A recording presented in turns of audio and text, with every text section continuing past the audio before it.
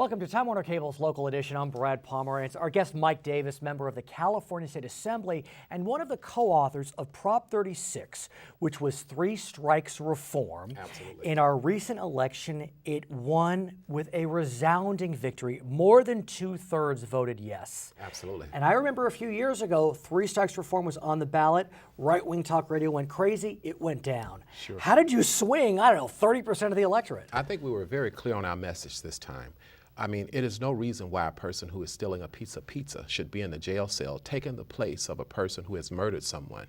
And secondly, and equally important, $100 million on an annual basis was being diverted to trying to maintain a broken criminal justice system. We need that money to reinvest in education. And I wonder if the fact that the U.S. Supreme Court had called California prisons cruel and unusual in violation of the Eighth Amendment and ordered the state to release prisoners, if that played into the calculation of voters that they saw. Absolutely, and obviously the overcrowding was an example of that outgrowth. It was a poorly written law. I heard the original drafter of the three strikes law, I think his name is Mike Reynolds, say that he was very concerned that with this reform, the deterrent effect of three strikes will go away. How would you respond to him? I don't think that the deterrent effect will go away. In fact, this is a just law. Not only do we have an issue where we have reinvested $100 million back into the economy of Californians, but when we look at three strikes, it was poorly written. 22 other states in the country have three strikes, and their third strike is only the appropriate time for the crime committed. No reason why 25 years. It needs to be violent, serious. Absolutely, violent and serious. No reason why a person with stolen a piece of pizza should get 25 years. I want to speak with you as well about the national election that we had. President Barack Obama was reelected. Close in the popular vote, arguably 2.5 points, but a landslide in terms of the Electoral College. Most interesting to me was the coalition. Over 90% of African Americans supported President Obama. Over 70% of Latinos, Asians, and Jews supported President Barack Obama. That's quite a coalition. Absolutely, and I'm not surprised. He took the leadership on issues and policies that include others. He took leadership on the immigration policy issue.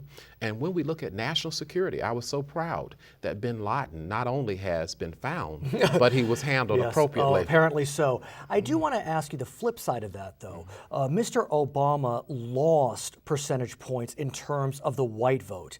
Under 40% of Anglo-America supported President Obama. What does the Democratic Party need to do to expand that pie? Clearly, individuals of color, of minority faiths are lining up behind the president, but what about Anglo-America? I think that we need to do some more public relations there, because certainly his heart is for all Americans, and certainly Anglo-Americans are among the top priority for the initiatives that he will implement. When we look at America is, 75% Anglo at this Absolutely. Look at the policies that he implemented. Universal health care.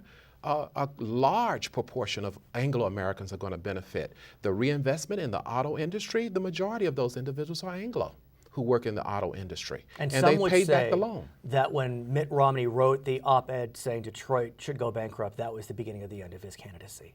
Would you agree? Absolutely. And who should not reinvest in the very country's industry they seek to represent? I want to ask you a question, if I may. In 2008, America elected an African American. In 2012, they re-elected an African American. Yes, and it was based upon his work, not based upon the fact that he's African American. And I think the beauty, if we want to talk race, about Barack is he's both Anglo and African American. He is. And we can't forget that. But it's more important than that. It's that now we've arrived at a point where we can judge him on his work. Apparently so. His name is Mike Davis, member of the California State Assembly. I'm Brad Pomerance. It's Time Warner Cable's Local Edition. Thank you.